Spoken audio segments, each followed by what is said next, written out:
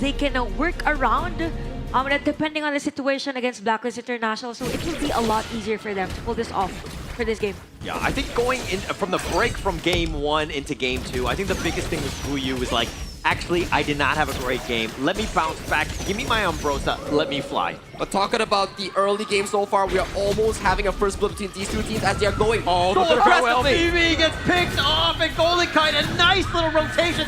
Gem making a pay, but they're not able to get a secondary kill, but they'll be happy with first blood. Blacklist International getting the first blood. A very aggressive play for them. We have to commend the crowd control coming in from Chaz just to force out the kill. And even for HBSE, I mean, they're ready just in case it has a longer duration on that. I think the biggest thing about Blacklist International here in this series thus far, yes, this is only the start of game 2, is that they're determined to make a name for themselves, put the pressure onto HBSE. BB taking so much damage here, but does have to force Oh, away taking here. liberties. Dragon has to be a little bit careful. Oh. They're getting very low. They have the nice little knockup, but Musan King just does get the pick off, and it looks like Dragon is going to go down in the end. Dragon with no flash does get punished here coming in from Musang King here. Vivi playing a bit more he can chew here, but the cavalry has arrived to really elevate the pressure coming in from HBSE's farm lane. Nice reaction there from HBSE. At least they get to slow things down since Blacklist has been very aggressive. And oh, okay, Guyu has a higher level as compared to Chami1, and he is forcing him to back away. Potentially, 2 minions won't be cleared here for Chami1. Yeah, I mean, the Guyu right here with the level advantage, Chami1 has to respect that one. I mean, Guan Yu not the greatest laner, if anything. Guyu is one of those types where you're going to have a little bit of an edge going in, especially in the 2-minute mark. Well, as they range into the melee matchup here, Chami1 just has to survive the lane and provide more value in these big team fights here. As we see, aggressive trade here towards the bottom side here as the relentless with those ties. And right now, for both teams, they're slowly building up that momentum, probably waiting for specific items for this. But in terms of jungle, it's pretty much the same. And I think for HBSE, they got now how to somehow counter the aggression from Golden Kite and even Chaz at the farm lane. I mean, but Golden Cut is low. I think that as long as he's not really feeling comfortable, he's going to be pushed back, has to play a little bit more reserved, stay under tower, stay alive more than anything else. Yeah, staying alive and getting all the goals towards your pockets here, and this scaling this DRNJ into the mid game is what you want to be seeing on this DRNJ here. But aggressive approach towards the bottom side as HBSE take the Spike Tail Beast for their liking. Yeah, I'll take that one. Being aggressive, whatever sort of scraps you can find, you want to take that as much as possible. Take it away from Blacklist International, who, again, were very aggressive in game 1 and made HBSE play defensively. By the way, we really have to comment how Jen is playing the Dolga. A lot of folks coming in, a lot of crowd controls also.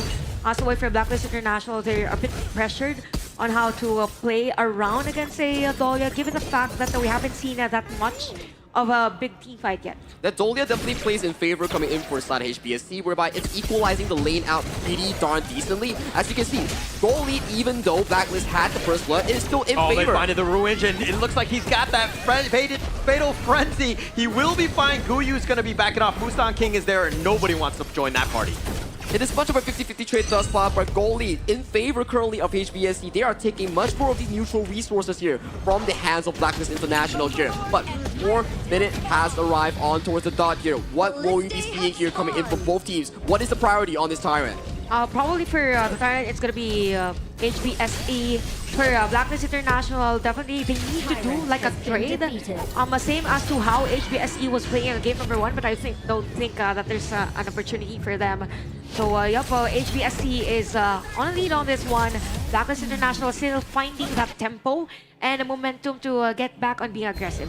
The biggest thing about Jusky, though, is that he's just going with that farm. He's not looking to go for those 50-50s with those Tyrants. He's going to give up what he can because he understands that, hey, a lot of this farm is actually being funneled already, is literally everybody's grouping around it, making sure that he secures everything. Justy is, of course, your win condition. That's what we call the gold sharing coming in from Honor of Kings. Everybody gets a bit here as still gets thrown out. They find him, they get the nice little knockoff, they're bouncing him around, and they eventually take him down, but at what cost? BB now getting gone on as well. They're not letting him go, they have a nice little stun with that Imperial Order, and they find yet another. Golden and Dragon, the twin combination here with the back-to-back engages, capturing BB, capturing the end right now. They are doing so much punish on towards Gorge. But are they capturing your heart?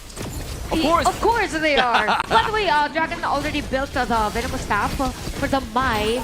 So So that's one thing. Anyway, Blacklist International forcing HBSE to back away at the bottom lane. There's going to be a switch on the lanes. Arlie's going to be at the top lane. HomeBois at the bottom lane. So this will change the dynamics of the game for HBSE. Oh, as they're fighting him. majority Chammy One rotate. gets the heroic charge, pushing him back, but he's under the tower. Chammy One needs to be careful. He's tanking some of those tower shots, but he will be backing off at this point. HBSE not able to find anything. Very good reactive board here coming in from Zihong. He knows that he doesn't have to burn the flash, and he locked Chammy One in his place here. So very smart move thus far, but currently we're looking at a 50-50 in terms of that goal lead here. I'm very interested how Blacklist further pushes up this tempo for this mid game. I think right now the strength for Blacklist International is whenever they group up like a sped version of their plays. Now for HBSE, again, their strength is all about trades, having space for the Arlie, having space for the HomeBois and such. So yep, Blacklist International, as long as they have HBSE caught off guard, then they will be on the upper hand. So things will slow down a bit for both and expect a 5v5 full on lane up. Yeah, and I think that Blacklist International okay with this one. I mean, HBSE has done a good job of just kind of forcing the mid lane, not losing that one out. Again, it's all about the extension. Now, Jushi's here, finding 3 members, needs to be careful. He's getting gone on. The shields are going to be on point, but Chammy One looking for that reverse, that angle, if you will. He's not able to find it. The Taking Liberty's going to be on 4, and it's going to be on point. Guyu getting those kills. Crucial crowd control. Zihong Sports finds them all, and immediately the cleanup crew comes in. Guyu with the final frenzy sets the tone for HBSE's comeback in this mid game.